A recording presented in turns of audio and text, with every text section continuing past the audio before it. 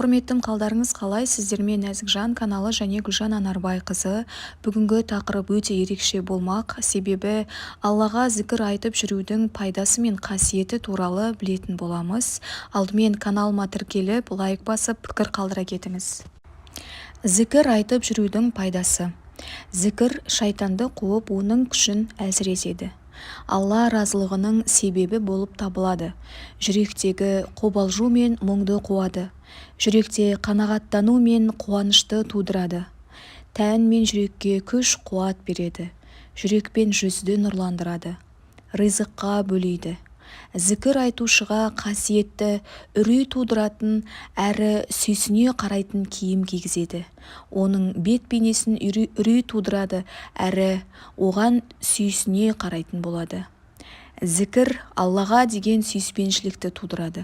Ал сүйіспеншілік діннің өзегі, исламның рухы және бақыт пен құтылудың қайнар көзі болып табылады. Кімде-кім Алланың сүйіспеншілігіне қол жеткізгісі келсе, көп мәрте зікір айтсын. Оқу мен қайталау ілімнің есігі болып табылса, зікір Алланың сүйіспеншілігіне деген есік болып табылады. Зікірден ихсан дәрежесіне жеткізетін муракаба пайда болады. Ихсан дәрежесіне жету Алланы көріп тұрғандай болып құлшылық ету. Зікір Аллаға жүгінуді тудырады. Осылайша біртіндеп Алла пана болатын, барлық кезде қорғаушы болатын күйге қол жеткіземіз. Әр қиыншылықта жүзіміз Аллаға қарайтын болады. Ол Аллаға жақындатады. Зікір қанша көп болса, сонша жақындықта болады. Зікірді елемеу Алладан алыстатады. Зікір Алланы танып білдіретін есікті ашқызады. Алла ұлылығының алдында жүректерге діріл пайда болады, әрі Алланың бар екені туралы ұғымды қалыптастырады. Алла алдында сені еске түсіретін құрал. Ол жүректі тірілдеді. Зікір жүрек пен жанның қорегі. Егер олар қорек алмаса, дене қорек алмағанмен тең. Ол жүректі тоттан тазартады. Хадисте келтірілгендей, барлық нәрсені тиісінше тот пен шаң басады. Жүректегі кір мен тот – бұл құштарлық пен елемеушілік. Зікір жүректі осылардан тазартады. Ол күнәлар мен қателіктерді жояды. Пендені Алладан келетін алаңдаушылықтан құтылдырады. Пендеге көңіл алаңдаушылығы болып тұрады. Ол тек зікір айтумен ғана кетеді. Зікір айтатын адам жайында Алла Тағала аршысының төрт жағында айтылатын болады. Зікірді оп-оңай айтатындарды Алла Тағала қиыншылық кезінде есіне алады. Бұл Алла Тағала жазасынан құтылу құралы. Зікір айтушыларды періштелер қоршап тұратын болады. Зікірдің арқасында тіл ғайбаттан, өсектен, өтірік пен бос сөзден таза болады. Тілі зікірге үйреніп алған адам әдетте бұл қателіктерден ада болады. Ал тілі зікірге үйренбеген адам бос сөздерге үйір келеді. Зікір айтушы жиын бұл періштелер жиыны, ал бос сөз мылжың әңгіме шайтандардың жиыны. Адам баласы өзінің жанына ұнайтын жиынды таңдайды. Зікір айтушы да, оның қасындағылар да Алланы еске алудан бақытқа кенеледі.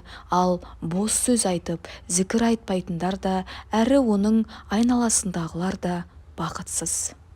Зікір қиямет күнгі өкінуден қорғайды. Хадисте келтірілгендей, Алла Тағала еске алынбаған кез келген жиын қиямет күні өкіну мен шығынға ұшыраудың себебіне айналады. Егер кімде-кім оңашада зікір айтып жылайтын болса, қиямет күні қайда тірілгендер ми қайнайтын аптап ыстықтан жандарын қайда қоярын білмегенде, әлгі адам Алла аршысының көлеңкесінде болатын болады. Зікір айтатындар дұға жасайтындардан көп алады. Бір хадисте Алла Тағала кімде-кімге зікір айтуды ғана жасауына мүмкіндік бермесе, ол оған дұға жасаушылардан да артық береді делінген. Құлшылықтың ең жеңіл түрі болғанына қарамастан, зікір бәрінен де асып түседі. Яғни басқа дене мүшелерін қимылдатқаннан гөрі тілді қимылдату жеңіл. Аллаға зікір айту жұмақтың рахаты. Зікір үшін уәде етілген сый мен нығметтер басқа ешбір амалдар үшін берілмейді. Кім құлшылық етуге серігі жоқ жалғыз Алладан басқа ешкім лайық емес.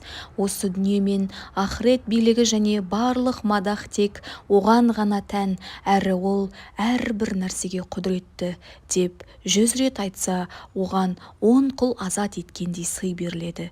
100 жақсы амал жазылады, әрі 100 теріс қылықтары кешірілетін болады. Кешке дейін шайтаннан қорғалады. Және де одан артық ешкім жақсы болмайды. Тек зікірді одан да көп айтқандар ғана, сонымен қатар зікірдің ең жақсы амал болып табылатындығын көрсететін басқа да көптеген хадистер бар. Зікірді үнемі айтып жүру адамды екі дүние бақытсыздығына ұшырату себебі болып табылатын, өзін-өзі ұмытудан сақтайды. Төсекте жатып, немесе базарда жүріп, денің сау болып, немесе сырқаттанып жатып, қай жерде болмасын, айтылған зікір адамның дәрежесін көтереді. Әр кез адамның дәрежесін көтеріп отыруға себеп болатын зікірден басқа ештеңе жоқ.